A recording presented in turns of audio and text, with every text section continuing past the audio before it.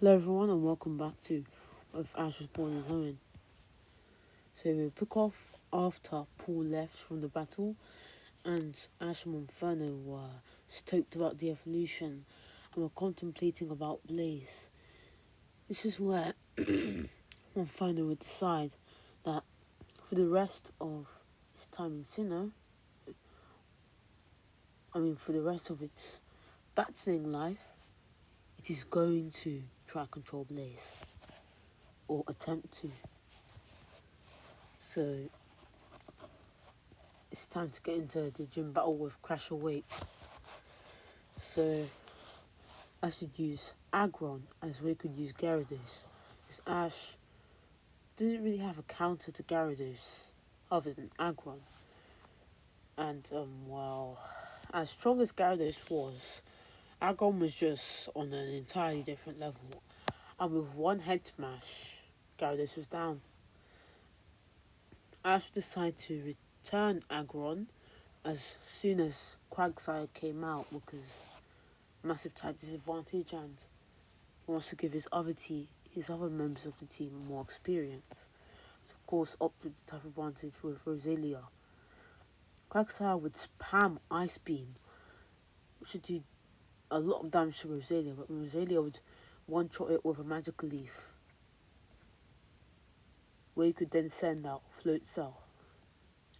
Rosalia, despite having taken a decent chunk of damage from Quagsire, would think that it should be able to beat Float Cell, or at least hold its own. We'd start off with a clash between Ice Beam and Solar Beam. This would do decent damage to both sides, as then Ash would call for a Magical Leaf to do surprisingly decent damage, which really wouldn't be what Rosalia expected, as then Crash Awake would use a Bulk Up, as then Rosalia would use a Magical Leaf. This would do a lot less damage than it did last turn, which would annoy Rosalia, as then Floatzel would use an Ice Fang to do a lot of damage to Rosalia. Rosalia would then use a Sludge Bomb, which would poison Floatzel. Floatzel would quickly finish it off with an Ice Fang, as then it would be a mirror battle, Floatzel versus Floatzel. Ash would use an Aqua Jet as Wake would use an Ice Fang. This would do decent damage to both sides. So then Ash will call for a Hydro Pump to do decent damage. But it turned out that Crash Awake had used a Bulk Up which would negate it, deciding to finish it in one blow. Both trainers would call for Ice Fang and what's the name again? An Aqua Jet, which would clash between both Pokemon, which would in the end cause Wake's Floatzel to faint, as Ash's was pretty much fresh. Wake conceding his defeat would give Ash the Fend badge, I would say.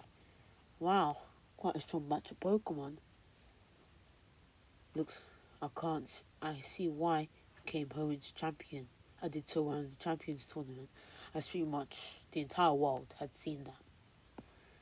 So, in the events of this episode, since Ash didn't have Gligar, instead would be Rosalia that was upset because Rosalia had lost against Crash Awake's Floatzel, which really made it mad because it had the type advantage and it was quite confident in its power. And ever since it evolved from Budu, it had a confident streak. So Ash was walking with Rosalia, trying to talk to it and communicate with it, but he wouldn't be having much luck until he ran into a familiar face, Brendan. As Ash would meet Brendan and would say, "Hey Brendan," as Brendan would say, "Hey Ash," as both trainers would meet each other. As then Brendan would notice what was wrong with Rosalia and he would say, "Hey Ash, what's wrong with your Rosalia?" As Ash would say, It lost to Crash Awake's water type, so it's a bit mad. As then, Rosalia will be looking down. And then, Brandon realizing that evolution and making it stronger might help, say, "Hey, Ash, do you have a shiny stone on you?" As I should say, "Yeah." And then Rosalia will quickly look at the shiny stone and wanting to find new confidence, it will tap the stone, wanting to evolve, as it will glow and grow in size and grow more flowers and petals around it as it would evolve into Roserade.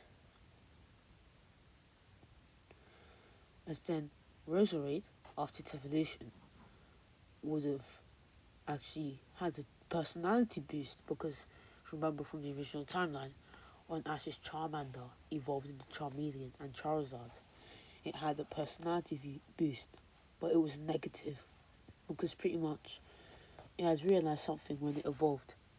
It was literally the backbone of Ash's team, and that it really should be listening to somebody who, and it should be listening to somebody who can't really rely on other team members. So it had a personality boost, and yeah. But in this timeline, Roserade's personality boost would be positive, as we'd still listen to Ash. As then, with Roserade's new power, Ash would say, "Hey Brandon, want to battle?" Brandon would say, "Yeah." Brandon would send out Yanmega to battle against Roserade. Yanmega would use ancient power, which would do decent damage, as then Roserade would respond with a sludge bomb, which would poison Yanmega. But Yanmega would use another ancient power, which would boost all of its stats, as this time it would come with a gust, which would do a lot of damage to Roserade, as then Roserade would finish it off with a critical hit solar beam. As then, Brandon would send out Magmortar, as Ash would say. "Oh, Magmortar, looks like you evolved your Magmar." As Brandon would say, "Yeah." As then with one flamethrower, Roserade was down, which wouldn't really surprise anybody. As then, Ash would send out Monferno, as he had recently used Float Sound, wanted to give it a break. Monferno would use a Mark Punch, which would do decent damage to Magmar. As then it would respond with a Fire Punch, which would do decent damage to Monferno. Monferno would then use a Flamethrower, same with Magmar, which would both moves would cancel each other out. As then Magmar would use an Earthquake, which would cause super effective damage onto Monferno. As then Monferno would use Dig, which would also do super effective amount of damage. As then Monferno would go for Dig again, but Brenda would call for Earthquake, which would really damage Monferno. Monferno would be on its last legs, but then it would scream, "Monferno!" As then its Blaze ability would happen. As then it would go wild and be engulfed in flame wheel in flames. As then Ash would call for a flame wheel, and surprisingly it would listen, as it would be trying to suppress its blaze ability. As when it did its flame wheel, it would smash into Magmar, which would do a lot of damage. Magmar would barely be on its knees, so in a last-ditch effort, it would use an Earthquake, but Monferno would just jump up and finish off with a flamethrower. As then Magmar would be defeated, but Monferno was screaming, "Monferno, Monferno, rah!" going wild. But the thing was, it was restraining itself. So all it could do was just scream and stand there, not actually attack, as it was restraining itself. As then, after a little while, Blaze would subside. Then Ash would smile, noticing that Monferno had actually made some progress on Blaze, as it was trying to suppress itself. As then, Brenda would leave and we would go to the events of this episode. I forgot its name, but it's when Dawn wins like a contest with her Baneri. And then the summer camp saga would pretty much go the same. I'm not going to cover it because it's not very important to this story. Yeah, even though other what ifs might cover it, nah. In my what ifs, this part of sinnoh is not going to be important at all. But then, this is going to be important, as when Ash and Dawn were trying to battle Fantina, when Ash was able to win the coin toss and get a battle, he would say, I want it to be official. I want a badge if I win. As Fantina would say, okay, but the thing would be, we'd have to go to Hartford Home City and get you your badge if you win. As then, we're going to the battle. As you use staravia, as you would use Drifloon. Drifloon would put staravia to sleep and would quickly awaken. Use a brave bird and an air release. Just do a lot of damage. As then, Drifloon from the damage and pure determination will begin to glow as for grand size and avoid and evolve into Drifloon. As it would then use a side beam, which confused staravia. As then, staravia would use a brave bird again. As then, both Pokemon were tied. As then, Drifloon would use a gust. Staravia coming with a brave bird. Both attacks would collide as both Pokemon were quite close to each other, knocking both Pokemon out. Ash would send out Floatzel as Fantina would send out her Gengar. Gengar would use Shadow Punch as Floatzel would use its own Aqua Jet. This would do decent damage to both sides, as then Ash would call for Hydro Pump as Fantina would call for a Shadow Ball. Surprisingly, Floatzel would win out, which would do a lot of damage to Gengar. Then Gengar would sneak from behind. I would use a hypnosis to put Floatzel to sleep, as would then use a Dream Eater. As then Floatzel was down and its health was literally sapped. As then Gengar would come for Shadow Ball, which would do a lot of damage. This would wake up Floatzel, so would use a Hydro Pump, which would do a lot of damage back to Gengar. As then it will come down to a clash between Shadow Punch and Aqua Jet. And when the dust settled, Gengar was down. As then Fantina would send out her Miss Magius.